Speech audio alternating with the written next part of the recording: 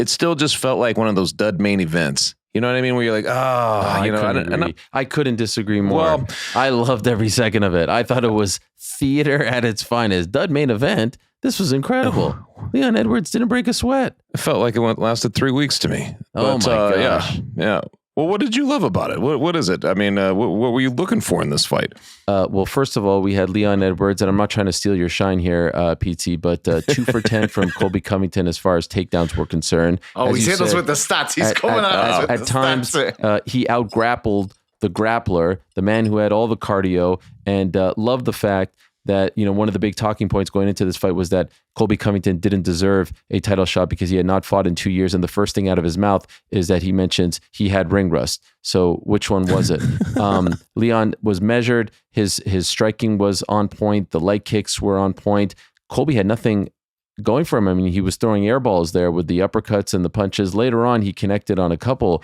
But to me, this was a Leon Edwards who has now grown into being a champion. He feels like a champion. He oozes superstardom now. He's being treated like a superstar back home.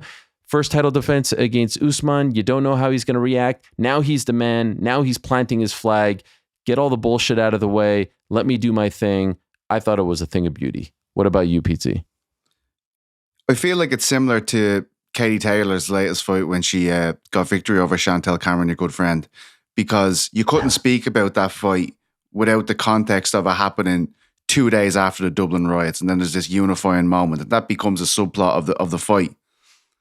The subplot of this fight is what Colby said about Leon's father in the lead up to this fight, and to be honest, based on what I saw from Covington in there tonight, in hindsight, that was like a pathetic attempt to unwit Edwards before this contest happened. Because I think Colby knew that he wasn't the same guy that we'd seen previously. And with what Edwards did tonight, I think that was the perfect reply. It showed that you absolutely won't get me off my game. As he spoke afterwards about his father and how it impacted him, it shows that he did have to, fight things back to put on this display. But this was absolutely the perfect reply. Measured, didn't get out of his zone at all. Maybe in the last round when he had a bit of a brief grappling exchange that he lost, probably lost a round because of that.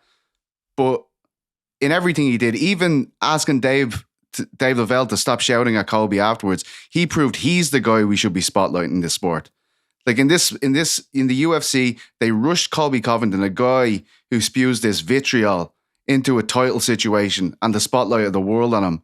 But meanwhile, we had the guy the whole time. It's Leon Edwards, and absolutely class in the aftermath and a class display, and fair play to him. 100%. Very well said. I loved everything about that. And here's the thing. We're journalists. We cover the sport. We're supposed to be unbiased. And I think for the most part, we do a good job of doing that. We're also human beings. We have emotions. We react to things. We care about the sport. We've been covering the sport for a long time. And I think we care about the direction of the sport and the way the sport is viewed by the mainstream. Between Thursday and Friday, this was a gutter sport. This was some of the most disgusting behavior that we've ever seen in the history of the sport. From the Thursday press conference where Colby Covington is using, as Leon said, his father's murder as entertainment to sell pay-per-views. And then all the stuff that we saw at the seasonal press conference on Friday between Sean Strickland and Dricus du Plessis and Sean, all that stuff, talking about abuse and fathers beating up kids and disgusting stuff. You're sitting back and you're like, this is what we cover for a living. These are the characters that we cover. And here's Leon Edwards, soft-spoken, hard hat, lunch pail Leon Edwards, the pride of a nation who people have had to, over time, fall in love with, going out there, doing it the right way, winning. And it's his coach even afterwards that is more emotional than him in terms of like sticking it. Dave Lavelle is sticking it to Colby. And Leon has to tell him to chill out because this is his moment and he's not going to act that way. He's not going to spike the football. To end the year like this and to be reminded that there actually are good human beings in this sport and not ones who are willing to roll in the mud and in the gutters, unlike any other sport. No other sport would tolerate behavior like this. Oh, and by the way, a brawl in the middle of the fight between Sean Strickland and DDP, and the UFC then uses that to, promote that they're going to show this. They use that incident instead of being embarrassed by it. Excited about it. Like, oh, we're going to get that for you. Don't worry. We're going to get it for you guys. We've got the footage for you, and it's on pay-per-view on January 10th. Like, Leon Edwards is the best that this sport has to offer. I feel like this show has said that for quite some time, and it's nice to end on a shit week for the sport. If you ask me, it's nice to end the week with one of the good guys on top. I have no problem saying that.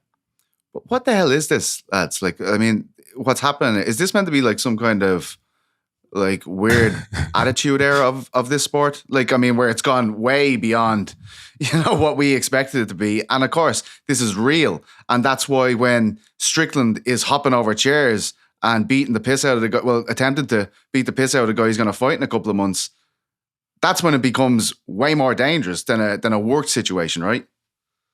It's been a weird time, man. There was a point on this telecast tonight where I was like, it almost felt like a personal troll for you, Ariel. Like they're showing like, I saw Ali. They show him for a minute, and then they show like Kevin Holland. They've got Trump walking in, like this big moment. It just felt like every single thing they were spotlighting. I was like, dude, on the heels of everything, I fully agree with what you guys are saying on that front.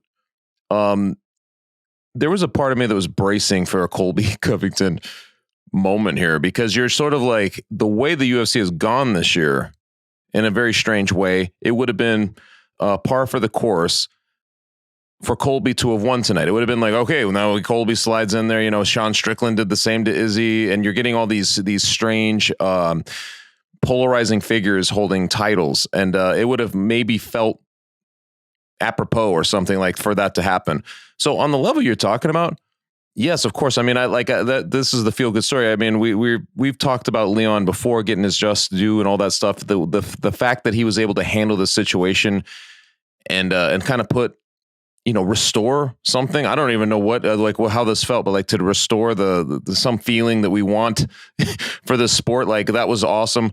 But I only mean, like, it sucked for me because there was never an element. If you're just looking at it from watching it, like watching a fight, there was no element of danger. It just seemed like Colby was so outclassed.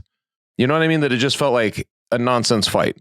Like right away, it just felt like a nonsense fight. Now, I get what you guys are saying, but we're almost like dissecting the exact same thing, but taking different things from that. But I'm like, if you had no context, you were just watching this fight, it was pretty lackluster. That's all I was trying to say about it. But I agree with you guys, man. And it is nice to have some kind of like poetic into this year, especially over the last couple of weeks, man, because I rarely have a moment where I hear somebody say something where you actually are like, dude, come on. Like, you know what I mean? And that moment happened when he mentioned his dad. When we say hi to your dad down there, or whatever it was he said. It's just so, and even for a guy like Colby, where you expect crazy things, it just seems so bad, man. I mean, I just don't want the sport to do that. You know what I mean? I don't want that to become the norm. It's too late for that. We are there. And for me, as I've said this, on separate occasions, different occasions, I've never been bothered. I've never been offended by the MAGA stuff. I used to have battles with my colleagues at ESPN over whether or not Colby should wear the hat or not wear the hat. And I would always say he could wear whatever he wants. He could put up anything he wants on the wall. That's his prerogative. He is not ultimately doing anything illegal or offending. And then I was told that if I wanted him on the show, the interviews had to be pre-taped on a live show, which made me uncomfortable, and I had to explain that to him. And then I got them to film a piece on him meeting with the Marines and the Navy at Fleet Week in New York and all this stuff. Like I really was trying my best to cover this guy in, like the most unbiased way possible, even if I didn't agree with everything he was doing and saying. There's talent there, and this sport always has eclectic characters. What offended me most, what bothered me most about this particular fight is he didn't deserve this. He didn't earn this. 2 years out of the game, and you get a title shot. 2 years out of the game, and you're telling us that the reason you're getting a title shot is because you're the best guy out there, and because you weighed in as the backup fighter, and of course, and Leon should be happy to be fighting me because I'm the bigger draw.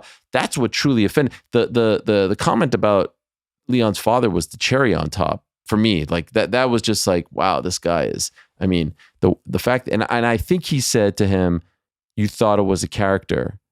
Or thought it was a character, you know, in that exchange that was kind of embedded. Not, I was in character. Everyone thought that they got him. Like he was telling, because Leon said like he's a character, and he's like, I'm the real deal. But to me, what offended me the most is like, if this sport is going to go in the direction, or this organization is going to go in the direction that they're just going to pick and choose who they want in these title shots, like there has to be some kind of meritocracy. I know that it doesn't always work out. Like you can make a case Chito Vera shouldn't be next for Sean O'Malley, but there's a history there. He's coming off a win. This, like, okay, you can make that case. You could build that bridge. There was no bridge to be built here. Like it didn't this was make the most sense. egregious example in a while. It was bad. It was bad. Yeah.